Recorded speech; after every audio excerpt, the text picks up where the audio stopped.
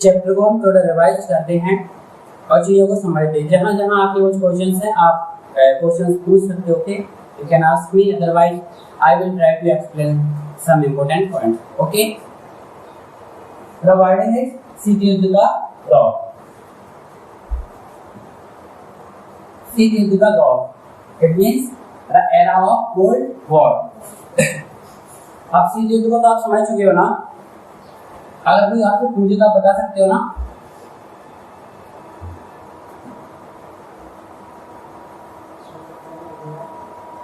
देखिए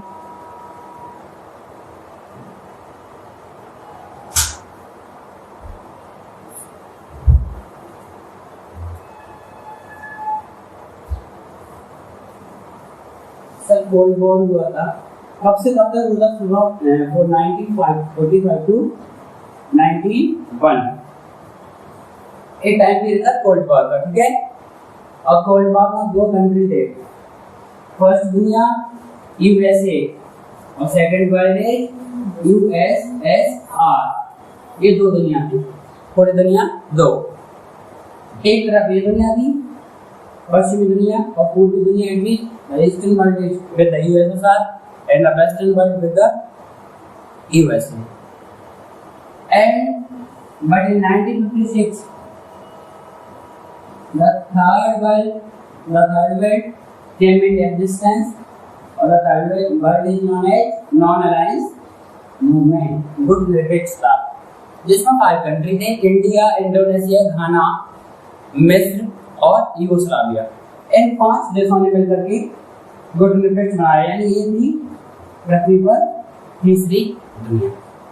अब cold war क्या है आप ऐसे समझ सकते हो बेटा, मतलब एक इनडायरेक्टली वॉर, मतलब सर अप्रत्यक्ष रूप से लड़ा जाने वाला ऐसा एक युद्ध जिसमें सामने के दो महाशक्तिशाली देश आपस में न लड़के इनडायरेक्टली यानी अप्रत्यक्ष रूप से एक दूसरे से लड़ते हैं और वो अपने सैन्य शक्ति को दिखाने की कोशिश करते हैं।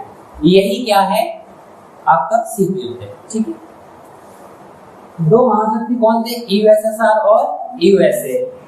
एक तरफ यूएसए लड़ रहा है, एक तरफ यूएसएसआर लड़ रहा है। ठीक है, are you understand this point? Got it? Okay,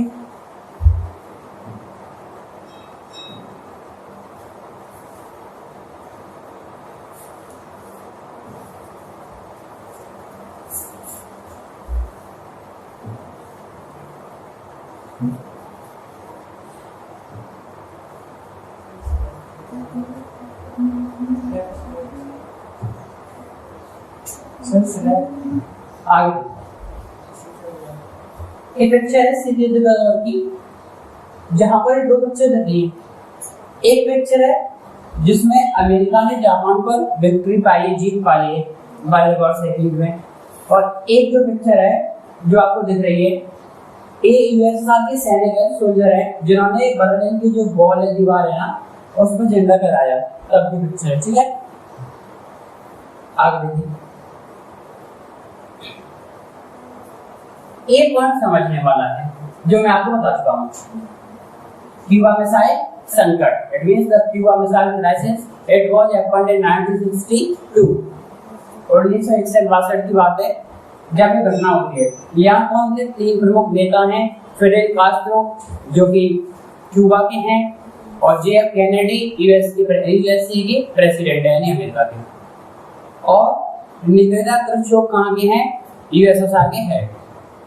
ये 3 लोग मिलके आते हैं, और क्यूबा में क्या है, यूएसएसआर ने अपने सोल्जर है ना उनके थ्रू क्या किया, वहां पर मिसाइल वगैरह रखवा दी जो अमेरिका के पास में पड़ता है क्यूबा।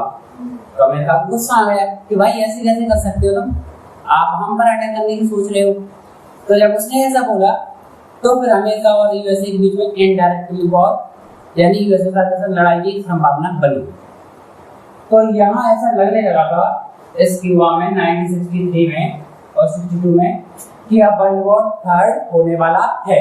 हालांकि वो नहीं हुआ, दोनों देश समझ गए कि नुकसान किसका है, दोनों का है, तो नहीं लड़े। ठीक है, क्यूबा मिसाइल संकट के लिए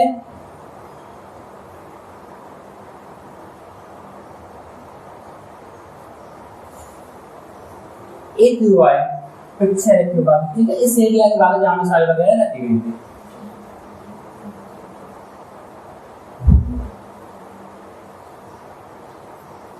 देखो ये लिखा भी है कि शीत युद्ध क्या है। तो दूसरे विश्व युद्ध का अंत समकालीन विश्व राजनीति के एक महत्वपूर्ण पड़ाव है, यानी सेकेंड वर्ल्ड वॉर जहां एंड हो रहा है वहीं से स्टार्ट होती कोल्ड वॉर की। फिर इन्होंने क्या लिखा उसमें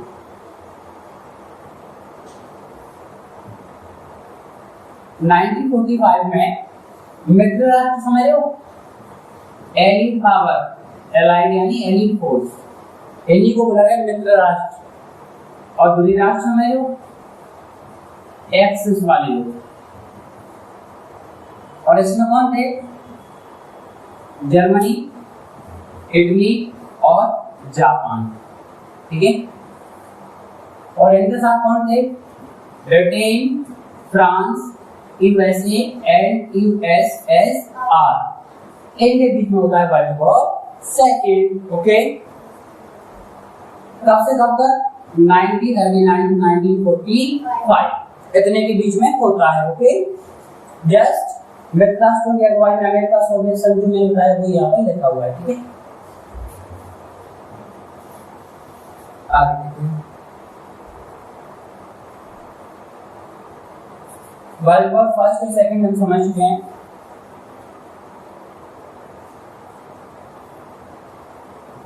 देखिए पिक्चर है हिरोशिमा और नागासाकी की, जहाँ जो एटम बम वगैरह अटैक किया था अमेरिका ने वर्ल्ड वॉर सेकंड में, सब कुछ बर्बाद तबाह हो गया है, कुछ दिखाई नहीं दे रहा है, सब साफ। इस लड़ाई के टाइम की बात है, फाइट वॉर चल रहा था जब की घटना है, ठीक है।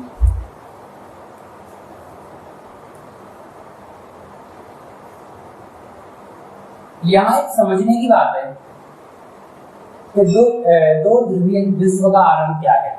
What is the beginning of bipolarity world, क्या है। हम हिस्ट्री एंड पॉलिटिकल साइंस पढ़ रहे हैं। पॉलिटिकल साइंस में होती है पॉलिटिक्स यानी राजनीति। इसमें हमें समझना है कि कौन सा देश कैसी चाल चल रहा है या उसकी पॉलिटिकल थिंकिंग क्या है।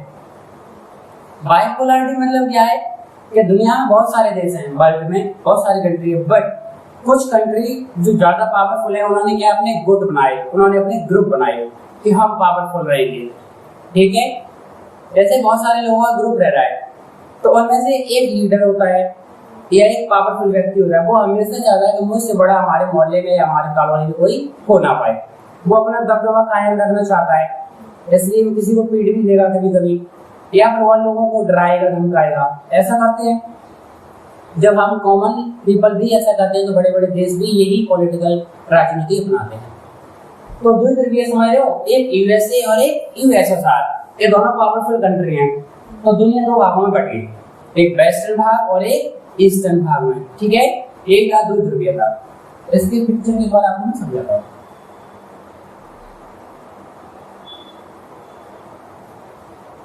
So student try to understand। देखो नाटो की एस्टेब्लिशमेंट कब हुआ था, 1949 में, जो कि मैंने आपको बता दिया था ऑलरेडी, ठीक है। यहाँ देखिए नाटो सदस्य 1949 में नाटो बनता है, North Atlantic Treaty of Organization. यहाँ पर यूरोप के कुछ कंट्री है जो सब मिलकर के एक ग्रुप बनाते हैं और उनका पर्पस ये रहता है एक कंट्री पर कोई अटैक करता है ना तो हम सब नाटो के मेंबर उस कंट्री जिससे हमारी लड़ाई हो रही है ना उस पर अटैक एक साथ मिलके करेंगे। आपकी क्लास है, आपने एक ग्रुप बनाया कि अगर हम में से किसी एक से कोई लड़ता है ना, अगर एक से लड़ाई होगी ना तो हम पूरे उसको पीटेंगे, ढूंढ लेंगे, सीधी सी बात ये है। समझिए यही नाटो करता है। तो ये पावरफुल है और इसमें मेंबर बहुत पावरफुल है, अमेरिका वगैरह सब इसी में। नाटो के सदस्य येलो कलर वाले हैं।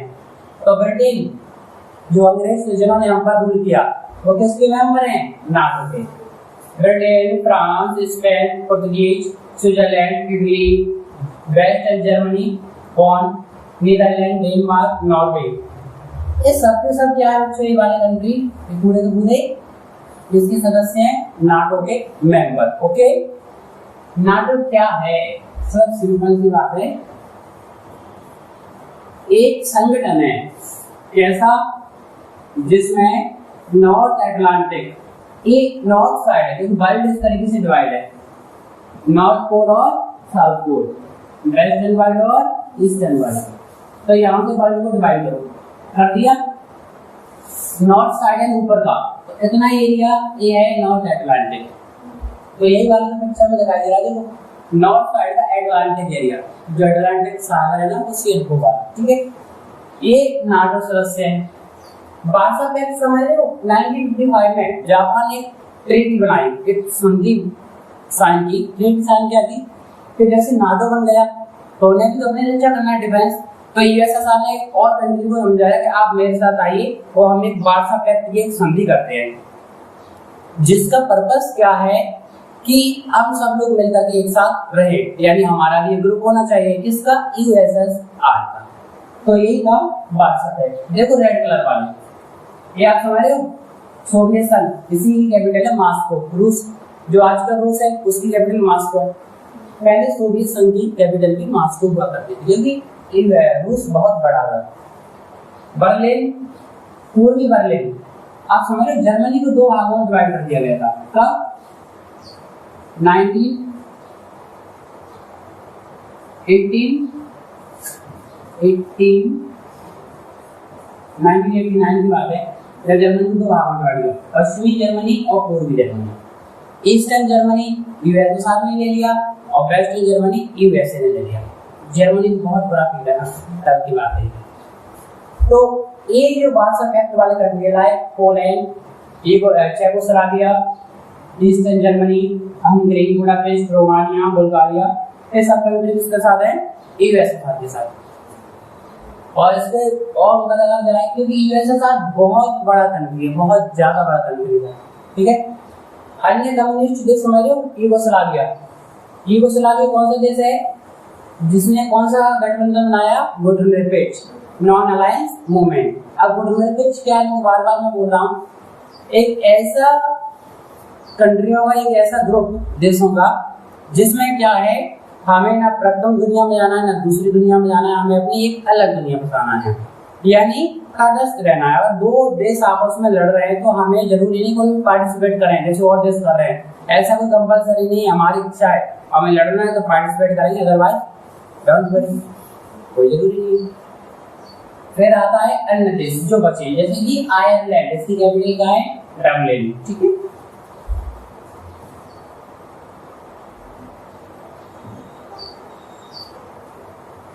एक पिक्चर की कुछ कंट्रीज की। अब आते हैं अपन दुनिया के बारे में, चलो इस दुनिया को समझो।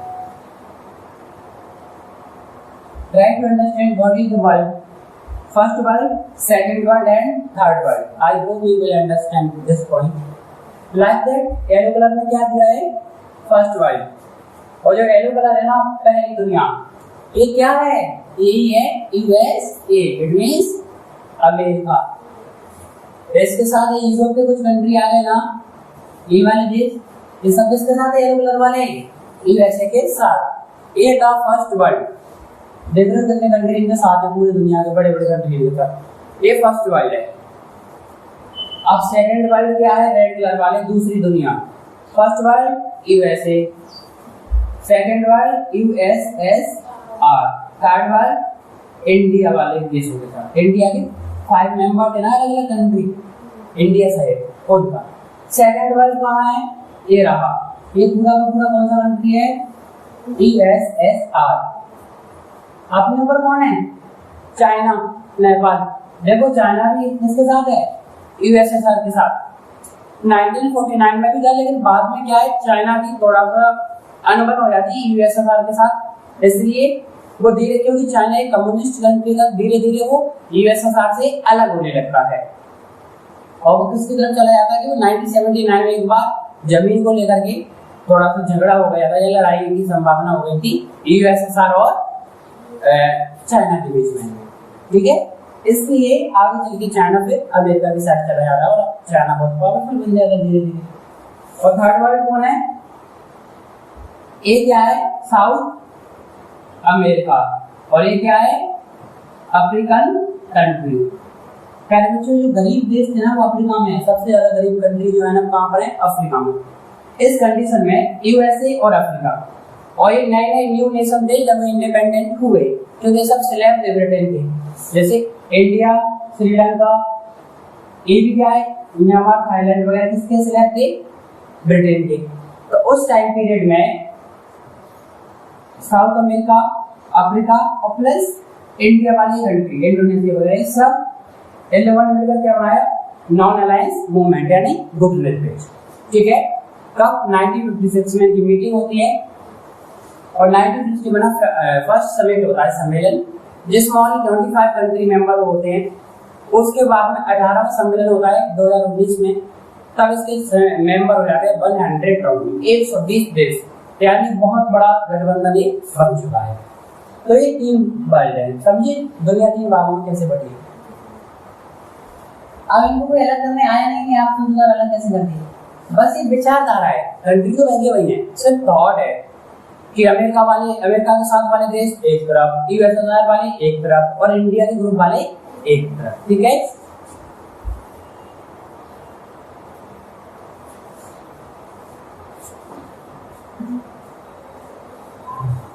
ये incident, these are the incidents of cold war. अब ये क्या है स्टूडेंट, ये देखिए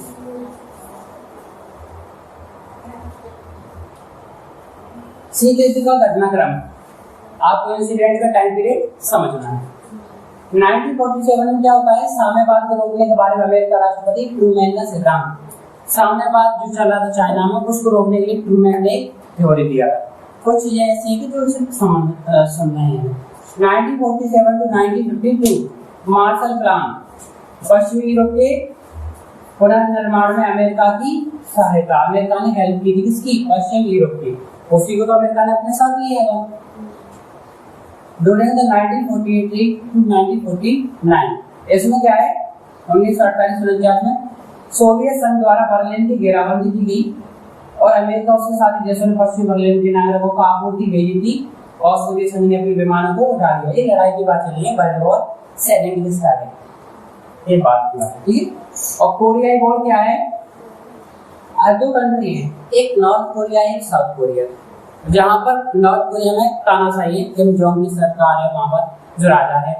तो इन दोनों के बीच में लड़ाई हुई, तब इंडिया ने पार्टिसिपेट किया। हम आजाद हुए, पंडित जवाहरलाल नेहरू ने भाई क्यों परेशान हो रहे हो, मत लड़ो फालतू, नुकसान ही होगा, लेकिन नहीं समझ रहे। हालांकि नेहरू जी बहुत महान, बहुत शानदार प्रधानमंत्री थे। 1954 वियतनाम में क्या है, हाथों के कायल भी में फ्रांस की हार, फ्रांस को पीट देते, वो वाली इंसिडेंट है। तो डेट सही, आपको थोड़ा बहुत ध्यान रखना, ये बात ध्यान रखना। सेंट्रल ट्रीटी ऑर्गेनाइजेशन ये 1955 में अमेरिका ने की थी, ठीक है। ये आपको सब समझना हो, ध्यान रखना, ठीक है। ये डेट लाइन को रखो,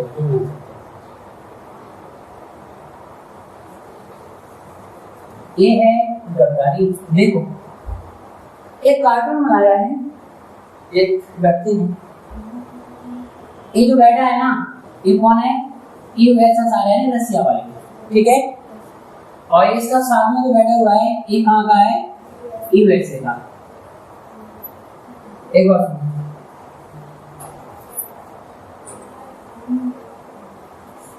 और जो पीछे है ना, ये देख रहे हो, ये वाला, ये इसको अपने में से ये है चाइना,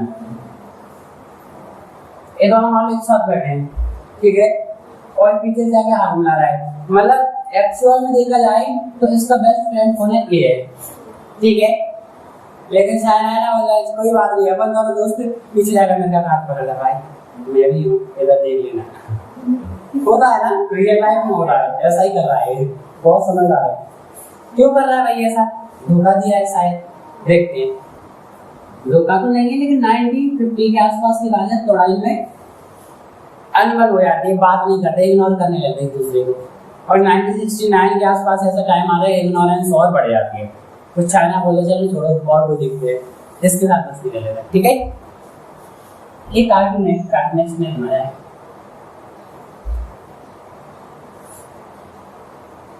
ये दीदी अमेरिका के प्रेसिडेंट हैं जॉनसन, वियतनाम के मसले पर बड़े कष्ट में जान पड़े, अरे दिमाग खराब हो रहा है इसको बंदे का, एकदम करना रहा है कुछ ना कुछ नहीं। ये क्या है, वियतनाम है ना, वियतनाम एक देश है अपने पास में, तो उसमें क्या गवर्नमेंट लाने की कोशिश की जाती है, तो अमेरिका उसमें हस्तक्षेप करता है कि भाई हम हैं सुपर स्टार, हम करेंगे आपका मसला सॉल्व, नहीं कर पाता, उसका दिमाग खराब होता है।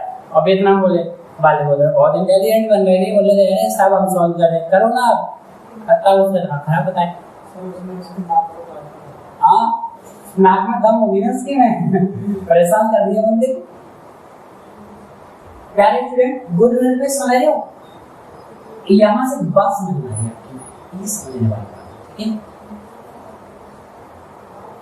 देखो, गुड लर्नर आंदोलन के संस्थापक, नॉन अलायंस मूवमेंट के फाउंडर कौन कौन से थे देखिए जरा। ए थे जोसेफ ब्रॉन टीटो, ये कहाँ के हैं बेटा, यूगोस्लाविया के, ये जर्मनी के अगेंस्ट लड़े थे, ये ही प्रमुख व्यक्ति थे। और एक हमारे पंडित जवाहरलाल नेहरू, इन दोनों का दिमाग बहुत तेज चल रहा है। पंडित जवाहरलाल नेहरू इंटेलिजेंट व्यक्ति थे, उन्होंने कहा भाई अपने घर नहीं जाएंगे, अपनी भी सेल्फ रिस्पेक्ट है, क्यों हम किसी दूसरे के चक्करों में परेशान हो, बोलने लायक तो होगी नहीं, तो बोलते अपन अपनी दुनिया बनाते हैं, रहेंगे मजे से। तो इसलिए जोसेफ ब्रॉन टीटो, इसके माइंड में थॉट आते हैं एक अलग दुनिया बनाएंगे, हमें किसी से कोई मतलब नहीं, उसी को बुलाया तीसरी दुनिया। और देखो पहला गुड सम्मेलन कब हुआ था, 1961 में बेलग्रेड में, जो मैंने अभी आपको बताया था। ये सम्मेलन कम से कम 3 बात, कौन कौन सी 3 बातें वो सुनो। इन 5 देशों के बीच सहयोग, भैया एक दूसरे का कोऑपरेट, हाथ पकड़ के रखना है, किसी भी हालात में हाथ छोड़ना नहीं है। देखिए शॉर्ट में लिख दूं, समझ जाओगे। इंडिया, इंडोनेशिया, इजिप्ट यानी कि मिस्र, और यूगोस्लाविया और घाना, ये 5 देश हैं। इन 5 देशों ने मिलकर के बनाया। इंडिया के पास में ही है इंडोनेशिया और इजिप्ट और यूगोस्लाविया और घाना, तो इजिप्ट और घाना पास पास में है, और यूगोस्लाविया यूरोप में पड़ता है। ये 5 देशों ने मिलकर बनाया। तो सीधे का प्रसार और इसके बढ़ते हुए दायरे, उन्होंने कहा कोल्ड वॉर तो चल रहा है कि 1945 से 1991 तक चल रहा है, बोला आपको अपना भी देखना है, ऐसा नहीं कोई की लड़ाई ना भी कूद पड़ोगे ना भी कटोगे। और तीसरा इंटरनेशनल फलक यानी अंतर्राष्ट्रीय फलक पर बहुत से नव स्वतंत्र अफ्रीकी देशों का नाटकीय उदय। 1960 तक संयुक्त राष्ट्र संघ ने 16 नए अफ्रीकी देशों को बतौर सदस्य शामिल हो चुके थे। संयुक्त राष्ट्र संघ ये यूएनओ की बात कर रहा है, ठीक है, यूनाइटेड नेशन की। यहाँ पर क्या 16 नए देश आए, 16 न्यू कंट्री। तो इन सब ने भी क्या किया, धीरे धीरे इंडिया के साथ वो आ गए गुड लेवल देशों के साथ, ठीक है।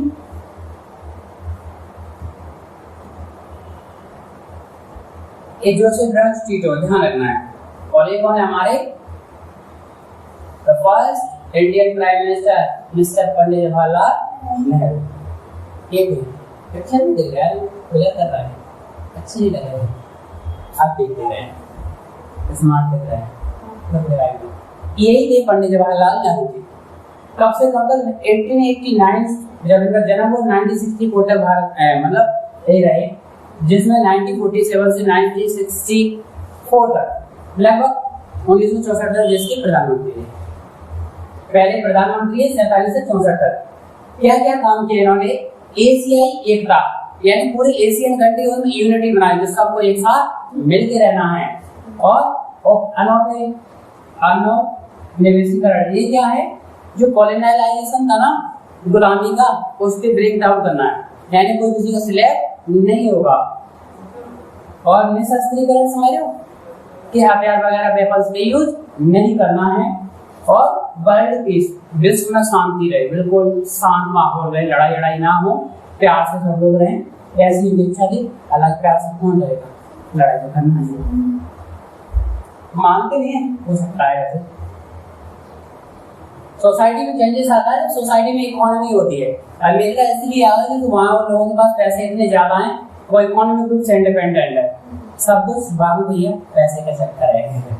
अगर जिस देश के पास पैसा ज्यादा है, फैसिलिटी ज्यादा है, जिस घर में पैसे ठीक ठाक है, वहां कभी पैसे के चक्कर में लड़ाई हो नहीं सकती, यानी लड़ाई कम होगी, यानी सब लोग इंडिपेंडेंट है।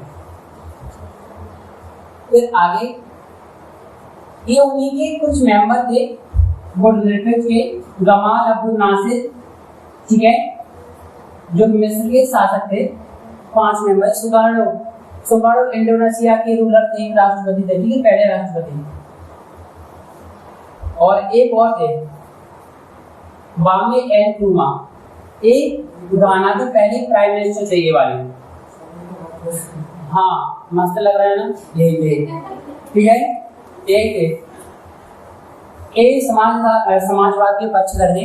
समाजवाद क्या है कि जो संसाधन है, रिसोर्सेस, उनका हमें इस तरीके से यूज करना है कि सब लोग इसका उपयोग करें, अमीर भी, गरीब भी और छोटा भी, बड़ा भी, ठीक है। और पूंजीवाद क्या है भाई, हमें किसी भी कंडीशन में लाभ चाहिए, प्रॉफिट, जब वो कैसे भी आए, चाहे किसी का शोषण हो, कोई दिक्कत नहीं है, तो प्रॉफिट करना है। इसमें गवर्नमेंट आपको सपोर्ट करेगी, अगर आपके पास पैसे नहीं है सब्सिडी देगी, लोन देगी, हेल्प करेगी।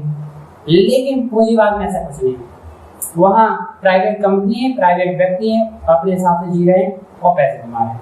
इसलिए ज्यादातर पैसे वाले लोग जो है अमेरिका के आसपास, हमारा कंट्री सोशलिस्ट है, समाजवादी अर्थव्यवस्था। सरकारी नौकरी, हाँ सरकारी नौकरी वाले जितना कमाएगा उतना 2-4 दिन में कमा लेते हैं ना, प्रॉब्लम ये है। बिजनेस में आदमी आ गए, पूरी वर्ल्ड को कौन लीड कर रहा है, बिजनेस क्लास, बड़े बड़े, जैसे हमारे यहाँ अंबानी, अडानी, टाटा वगैरह बहुत सारे लोग हैं, ये तो लीड कर रहे हैं। अब भारत और सीरियल, ये सीरियल तो और इंडिया का क्या रिलेशन रहा, बहुत आसान सी बात है। देखिए इसमें क्या होता है कि इंडिया ने तटस्थ रखा, उसने कहा कि कोल्ड वॉर चल रहा है 1945 से 1991 के बीच में, और 1956 में नॉन अलाइज मूवमेंट यानी घुटने पे बनता है।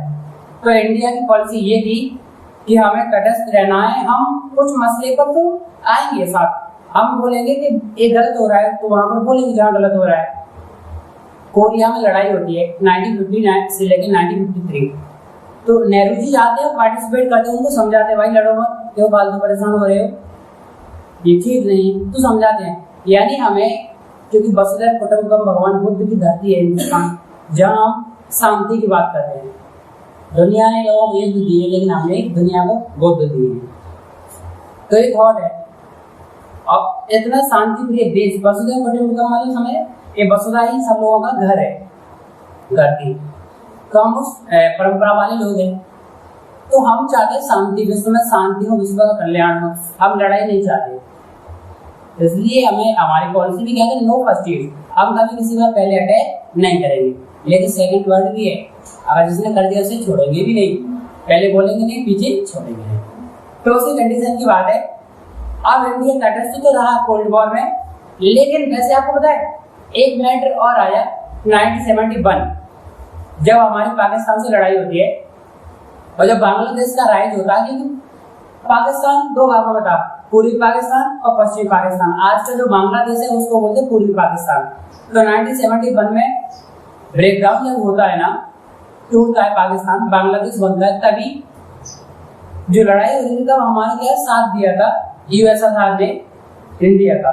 तो कुछ लोग बोलने लगे कि भैया गुटरेज में इंडिया तो है, लेकिन फिर भी इंडिया क्या किसकी तरफ ज्यादा झुका हुआ है, यूएसएसआर की तरफ।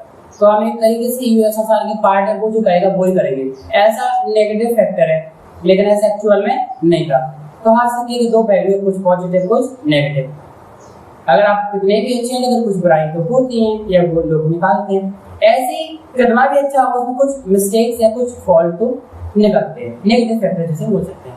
लेकिन इसका मतलब ये नहीं कि एक बुराई थोड़ी बहुत मिस्टेक और 100 अच्छाइयों पर भूल जाए, तो ये भी ठीक नहीं है।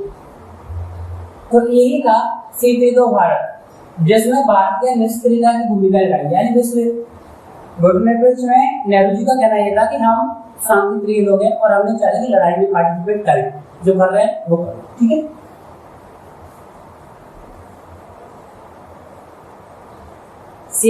सीमेन परमाणु परीक्षण, ये क्या था इसको समझो। एलटीटीडी क्या है, एक तरीके से एक ट्रीटी वगैरह है जो साइन की हुई थी, ठीक है। जो हथियार वगैरह है ना, वेपन्स उनके यूज करने के ऊपर है। क्या है? सीमित परमाणु परीक्षण, यानी क्या है? LPBT, लिमिटेड यूज करना है किसका? वेपन्स वगैरह का, यानी परमाणु का, एटम का। तो वायुमंडल में काम बाहरी अंतरिक्ष तथा पानी के अंदर परमाणु हथियारों के परीक्षण पर प्रतिबंध लगा दिया कि आप कुछ परमाणु परीक्षण नहीं कर सकता है। एक काम किया था 1963 तक। देखो ये कुछ लोग हैं यूएन वाले जो सदस्य हैं या पहले इंडिपेंडेंट हो गए, जो रूल कर रहे थे दूसरे लोगों पर, उनके अकॉर्डिंग यूएन चलता जाता है। उन्होंने पॉलिसी बनाई, उन्होंने बहुत सारे ऑर्गेनाइजेशन बनाए। तो इन्होंने कहा 1963 के बाद जो भी परमाणु परीक्षण करेगा वो अनवैलिड माना जाएगा। इंडिया ने तो बाद में किया था, लगभग 1980 और 90 के दशक में। तो फिर इंडिया तो कर ही नहीं पाएगा, लेकिन मेंबर हम थे, कमल बात में कर लेंगे, अभी हमारे मूड नहीं है या उस कंडीशन में नहीं है। परमाणु अप्रसार संधि NPT, ये क्या थी? केवल परमाणु शक्ति संपन्न देशों की एटमी हथियार रखने की अनुमति देती है। जो परमाणु बम है ना, उनको कौन रख सकता है? जिनके पास परमाणु बम है उनको परमिशन, बाकी और कोई नहीं रख सकता। और कब तक? 1967 तक। उससे पहले अगर किसी के पास थे वो एटम बम रख सकता है, उसके बाद कोई नहीं रखेगा। तो इनके पास तो हो गए, ये तो कभी भी किसी का लगा सकते हैं। इसका हालांकि इंडिया ने अपोज किया, विरोध किया था। और एक और है सामरिक अस्त्र परिसीमन। इसमें कोई static arms elimination of salt, सामरिक अस्त्र परिसीमन का पहला चरण है। इसमें 1972 तक के बारे में बताया है कि परमाणु मिसाइल परिसीमन संधि और सामरिक रूप से घातक हथियारों के परिसीमन के बारे में आलिंगन समझौता। 1972 से एक बात आई कि हमको परमाणु हथियार वगैरह नहीं रख सकता है। क्यों? अगर वो रखेंगे तो पता नहीं गुस्सा आएगी तो दूसरे पर पटक दिया तो और नुकसान हो जाएगा, इसलिए। लेकिन डर ये था कि इंडिया से तो जैसे वो किसी पर अटैक नहीं कर रहा, लेकिन अगर किसी ने हम पर अटैक कर दिया तो क्या करेंगे? प्रॉब्लम तो है। इसलिए हमने परमाणु परीक्षण किया, बना क्या जरूरत थी? एक कुछ क्वेश्चन आता है। अब यहां से आगे बात कुछ समझना। एक कौन है? यूएसए, ठीक है, और ये है USSR। बहुत बड़ा है, सपोज है ये फर्स्ट वर्ल्ड है और ये सेकंड वर्ल्ड, और ये है थर्ड वर्ल्ड, जिसको बोला गया नॉन अलायंस मूवमेंट, यानी गुड रिलेटेड। 3 सौ दुनिया बटी। अब आप सोचिए कि इन दोनों ने एक क्या थे? बाइपोलैरिटी, ये दोनों देश यानी दो ध्रुवीय देश, पूरी दुनिया की 2 महाशक्ति हैं। जब दोनों इतने पावरफुल है, आपस में लड़ लो ना, क्यों फालतू परेशान करे दूसरी कंट्री? लेकिन ऐसा नहीं है, ये लोग आपस में कभी नहीं लड़े आमने सामने, अमेरिका और USSR लड़ा नहीं। इन्होंने क्या किया? छोटे छोटे देशों को लड़ाया। सबसे पहली बात ये आती है कि छोटे छोटे कंट्री को, नेशंस को इन्होंने स्लेव क्यों बनाया या दोस्त क्यों बनाया? दोस्त। देखिए, सबसे पहले जिस कंट्री, छोटे देश, जैसे क्यूबा को किसने बनाया? USSR ने, और टर्की को अमेरिका ने। सबसे पहले उनको किसी भी देश में क्या है, जहाँ छोटे देश की मैं बात कर रहा हूँ, वहां उनको क्या मिल जाएगी? एक तो सैन्य अड्डा के लिए जगह मिल जाएगी, ठीक है, सैन्य अड्डा वो बना सकते हैं। और दूसरा रिसोर्स, मतलब संसाधन मिल जाएंगे, कुछ भी रिसोर्स मिल सकता है, रॉ मटेरियल, जिसका वो यूज कर सकते हैं, और अपने सोल्जर वगैरह भी वहां पर भेज सकते हैं। और इकोनॉमी की हेल्प हम उन कंट्री को क्या पैसे दे देंगे तो जिससे वो हमारे लिए क्या रहेंगे? लॉयल, ईमानदार। या फिर कभी बहुत सारे ग्रुप बन गए, एक कंट्री को अगर अमेरिका को पैसे की जरूरत पड़ी या USSR को पैसे की नहीं तो लड़ाई की लड़ने के लिए सैनिक की जरूरत पड़ी, तो एक ग्रुप में छोटे छोटे देश है ना, इन सब मिलकर के इनकी हेल्प करेंगे। इसलिए इन्होंने क्या किया? अब इनका तो बिजनेस है, इनके पास तो वेपन्स आज भी अमेरिका और USSR क्या है? हथियार बेचते हैं, सप्लाई करते हैं। लड़के तो नहीं है ना, वो सिर्फ सप्लाई कर रहे हैं, पैसे कमा रहे हैं। लड़ाई कौन लड़ रहा है? मिडिल ईस्ट में, जैसे कि Yemen, Qatar, Bahrain, Kuwait, Iraq, Iran वगैरह आपस में लड़ते रहते हैं। सऊदी अरब में बहुत ज्यादा लड़ाई होती है, मिडिल ईस्ट में बहुत ज्यादा। हमेशा लड़ाई चलती रहती है। इधर अपना पड़ोसी इंडिया पाकिस्तान, वो भी नहीं मानता है, बीच बीच में फिरने के लिए वो आता रहता है, भाई साहब पेट के ऊपर रिचार्ज कर दो हमें। तो ये लोग लड़ रहे हैं, तो वेपन तो खरीदेगा। अभी अफगानिस्तान क्या तख्ता पलट हुआ था, तो हथियार वगैरह कहीं ना कहीं